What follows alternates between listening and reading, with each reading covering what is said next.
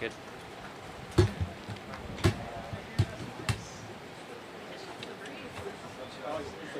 Yeah. Well, that feels good over here. Yeah.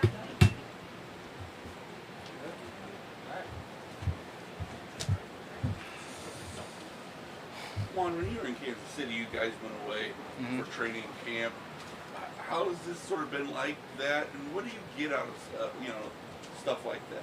I would say it's very similar, but honestly, it's better here because in Kansas City, you go away to a college, you're staying in a dorm room, and it's like an hour away, but no one wants to be like within those white walls. It just kind of feel like you're in prison or something. So I would definitely say it's a lot better here just because you get to go back to a nice room. It's a 5-star resort. You got nice restaurants around you. You got plenty of like activities going on when you're not practicing, and I mean, I really enjoy it a lot.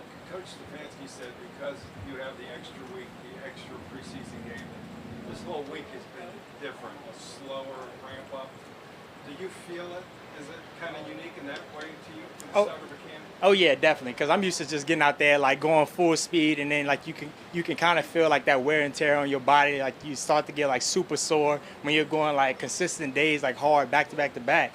But here is just more like you're practicing hard, and then you think you're about to go again, and then it's like a pull back a little bit, let your body recover. You're gonna go hard again, pull back a little bit, let's let your body recover. So I really enjoy it, and I feel like it's just gonna help us out a lot and keep guys healthy and get us towards the season. You must be ready for tomorrow. Oh yeah, I'm always ready, you know. I'm not backing down on no hitting, you know. Juan, like when you get to this stage of training camp, the pads come on, you're getting ready to go offense versus defense. Like, is this the first time you can kind of really get a feel for what you have and how you guys are doing as a unit? Oh yeah, definitely. I mean, guys can make a lot of plays out there when you don't have the shoulder pads on because you can't be touched. You know, like I'm talking about like the receivers, and then also like some guys that you don't think look as good at like a DB spot. It's because they can't get their hands on the receivers, but as soon as you put those pads on, they start to show up. So I think us putting our pads on is definitely going to show what we really have, and we'll get a good feel for it probably tomorrow.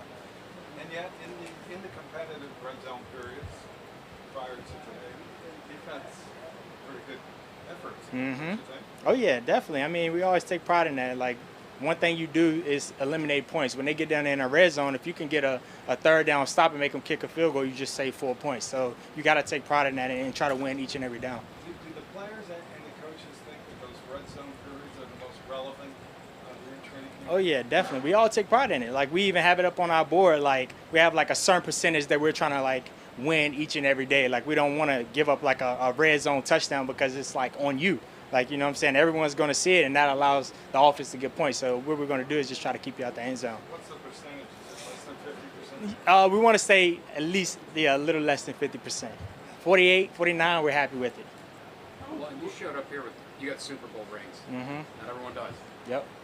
What's that like for the other guys? They talk to you about that? And what's that do for you there and your status there? I mean, they ask about like what the Super Bowl is like. You can kind of like paint that picture for them so they can like start visualizing where we're trying to get to. I mean, it's just with me being able to play in multiple Super Bowl games, I also know what it takes to get there, like what type of work it's going to take to get there. And then I'm just here to push those guys and show them that like we have the players and the pieces to get to that big game. How much have you seen the communication improve just in the time even going back to OTAs, just in the time you guys have been working together? I mean, it's improved tremendously, honestly. Like, guys are, I mean, when you first get out there in a new defense, like, you're just trying to figure it out. Guys are really quiet, kind of timid, not knowing what to really say. It's not that the defense is hard. It's just, like the verbiage and things like that can be a little different. But it's like day and night, honestly. Guys are communicating a lot louder. Guys are getting aligned much faster, and I just feel like we're playing fast. With the Chiefs, did Andy play you a lot preseason or not a lot? Do you recall? We played a little bit. I think we played probably, I would say like the first game, you might play like a series. The second game, you play maybe a quarter. And then that last game, you're kind of like preparing for the season. So you might play a half a little bit longer. Every game? Yeah, so you play every single game. You can see you guys also, because you were often in that Thursday night opener, you guys started kind of with the extra week. Oh, yeah. You started early, so guys, I mean, you could kind of like get a week ahead of guys. That's how we pretty much see it, just an extra week of work. But it ain't nothing that you're ducking out there, you know. Good. Good. Good. Thank you. All right.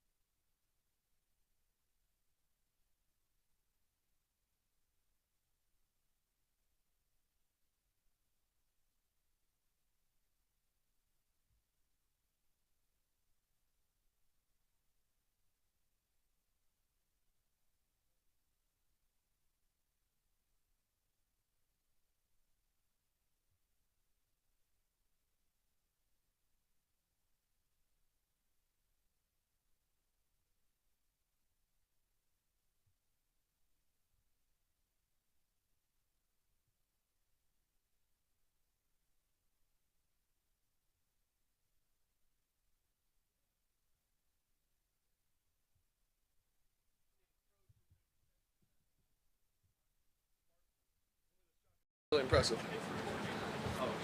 What's up, guys? Howdy, howdy. Howdy. Good. How you doing? Good. Northwestern. Yeah, we're going through some tough times. Hey, man. If all the bad stuff that came from all of our schools came out, we would all be in trouble. You know, calf strains are in the news. The girl went down. Yeah. Yours lasted about 4 weeks last year, didn't it? Yeah, I'm praying for Joey. Yeah, no, it's tough. You know, depending on the position, calf strains are never fun. You know, it's one of those things that even when it happened in 2020, it was a different muscle, gastroc and soleus. And depending on which one it is, I mean, you're pounding the ground, all that different stuff. It's hard to put pressure in. It's hard to stop on the bull rush. So much of being an offensive lineman, you know. Usually if you're like a DB, I know some DBs and some skill guys, they can come back and it's, you know, kind of repetitive stress. It's not too bad. They're not pounding the ground kind of thing. But it's tough. It's tough. What's yours? Grade 1, 2, or 3? I don't remember, but it was naggy. It was I came back and got bursitis in my left knee. Everything that happened on my left. I think I was in a practice and I got a little low ankle sprain, and it was just, why me, God? But it all worked out. We wish I played a little bit better last year. That's no excuse, but yeah, it was tough. And I imagine your weight affects the lower body injury too, right? 100%. 100%. And like I said, what we do, if you're running and all you're doing is running off the ball and, kind of going backwards and covering stuff like that, it's not too bad. You can kind of lock it in place and kind of work with it. But when you're pounding into the ground, you really do feel it. Does this feel like coming home at all? A little bit. I'm from Northern Virginia, but my wife is from 45 minutes on the other side of Virginia, Craig County. We'll probably put our roots down in Roanoke, Virginia, which is only like an hour and a half. So that's where her family lives now, and so it feels a little bit like home. I love the mountains, the Blue Ridge Mountains. It's beautiful. How's father like you? It's good. He actually made a couple showings to practice. It was nice. He's growing. He's about 23 pounds at 7 months, so he's a big boy. And he said his first word the other day, and it wasn't dad-ass, so I'm upset about it, but it was mama, so she was stoked about that. Are there witnesses? I have video. I do have video. So he must have been saying it all day, and then I called her last night, and she said that he's been just saying it all the time. He knows that it gets a smile, so he's saying it. How about Deshaun? Are you guys getting a really good feel for how to block Deshaun? And it seems like so much is new, so maybe even what you guys learned or did in the last 6 games of last year could be different. So how is that going? Yeah, I know we had experience a little bit last year. The playbook didn't fully change, but it was a little different personnel and different plays. It's no excuse. We're one of the best offensive lines in the league, and we need to adjust to that. Last year being that we had all off season with Deshaun, and then, right before the season, we kind of found out that he wasn't going to be playing. Jacoby played out of his mind and played amazing, and I love Jacoby. But we just, we expected number 4. So it was a little bit of a change to go to kind of a heavier run kind of offense, and then, kind of change that to, because he is a special quarterback, kind of move in to where he's running the ball and stuff like that. So it was a little bit of an adjustment, but I believe in our offensive line, and we should have done a little bit better. Why? What's the hardest part of making that adjustment? Is it something in technique or just patience? Yeah, it's kind of play calling, and it's the coach is good at what he does. He's one of the best, I believe, at what he does. So kind of adjusting to having a different quarterback, someone who can really run out the backside of out of a play. It is when you're pass blocking, you got to deal with someone who can spread that field. So you got to be able to get your hands inside, stay in front, use your feet to stay in front, and I feel like this year we're kind of working on that, a little bit of those drills and stuff like that, so we can get rolling early. How nice is it that you've had so much stability on the line over the last several years? I mean, really the only big change was that JC retired, and now you get Ethan for a second straight year. Yeah, no, it's a blessing. Having Jack's my guy. He's a buddy of mine. So being able to, play with him, get that chemistry. Last year having a new center, but still a really smart center. JC was a great center, and Ethan is coming into his second year being a great center, I believe. Our best ball, and I say this all the time, but I believe our best ball is in front of us. Wyatt, this has been such a unique, slow build-up because of the extra week. Yeah. Stefanski's really scheduled it as slow. How anxious do you think the team is for tomorrow to just start banging? Yeah, no, I know that we're ready to start hitting. We, right now it's a lot of mental. We got to know where to go. At the end of the day, it's X's and O's. You got to win the war between the ears. So I think right now we're gritting at the teeth to kind of hit, but at the same time we want to know where to go, our techniques, our fundamentals, and all that different stuff. That when the games get hard, it's physical, but it's also mental. So trying to put practices together where we can do both, and where we can hit a little bit, protect our bodies, but also at the same time get ready and sharpen that iron. When you guys start blocking in game for Deshaun, and you finally see what he's going to be all about in terms of how much he's running, you don't really have a lot of time to come up the learning curve to be able to block for all of that because of the 3 AFC North games in the first one. So how do you sort of make sure that you are really ready for how it's all going to look with Deshaun? Yeah, no, I know it's going to be an adjustment. Playing those really good teams really early.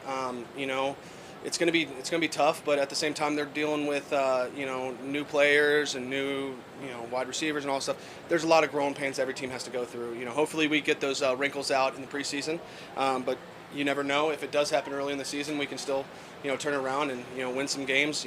We just got to put them back to back, and I feel like that's something that we haven't done since 2020 is really gone on a roll and win 2, 3, 4 games at a time. But the way you do that is win one at a time. So we just got to focus on the first. Considering you play Cincinnati first, considering they've won the division 2 years in a row, did the Burrow news get noticed yesterday? I wasn't even thinking about that. I was praying for him. I've been through that, and it sucks. I wouldn't wish that on my worst enemy. So I'm just praying he gets back and he gets right. But I mean, just the news of it. Oh my God! You hear what happened? I didn't let it sink in my mind. Usually I'm not even listening to the media. No offense, I love you guys, but usually I don't have social media. My wife kind of runs my Instagram, so she'll tell me stuff. But for the most part, I'm focused on football. I'm focused on getting myself better. What does Scott Peters add to you guys? Yeah, he's a madman. He's smart. He knows his techniques. Strike systems. Our footwork is all classified. Our all of his stuff is it's special. And him working for Tip of the Spear, his company. It's you get to see someone who's professional in what they do. Kind of that martial arts kind of background. So it's like all this different kind of striking. Thumb placement. Where we're going. Where we're at. Putting your hat in front. Bill knows how to line up an offensive defense, smarter than anybody I've ever seen. And then, Scott really is, good at, showing us the techniques. At the end of the day, I think Bill makes the final call on most of the techniques. But he's such a help, and he's an awesome guy. Has he changed how you use your hands? Yeah, I mean, I feel like, in 2020, I feel like they didn't really call holding calls, so I was just grabbing people like this, and now we have a strike system and all this different stuff. So trying to lower the holding calls, help the team out, but also at the same time, kind of, crisp everything up and know what works against their pressure, all this different stuff is, what he's good at. How much will the run blocking change as a result of more shotgun running out? Yeah, I mean, at the end of the day, we have a great running back. I don't think that's going to change. But it is going to be a little different, having the, it's more, probably a better question for the tackles because my hands should still be in the ground, most of the time. Unless if it's third down or something like that, then, I got to be up and, reading the defense. But for the most part, the center, the guards are usually down. We're kind of, coming off the ball, and that hasn't changed too much.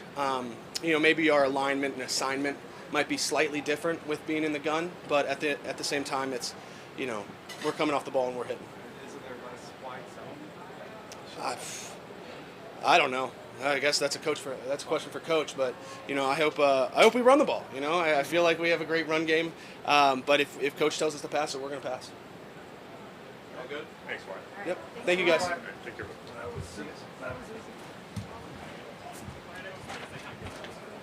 Sorry. Sorry. You're good.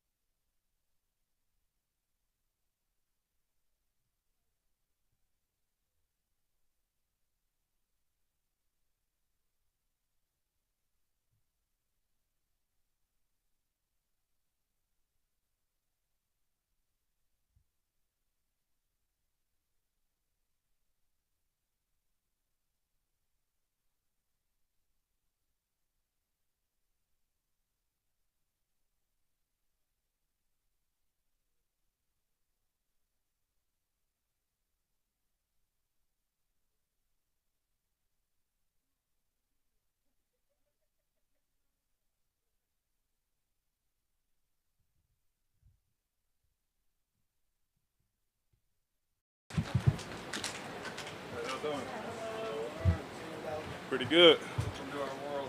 Oh, it feel good over here. Y'all got the good spot.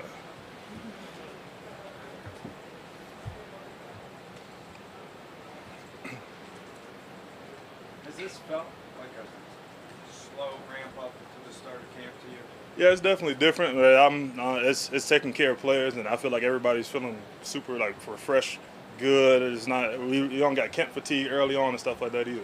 So it's definitely a different approach for me, but I feel like it's a good one. get ready for tomorrow? Oh yeah, of course. Always, big guys always be looking forward to like the first day going against the offense and pass.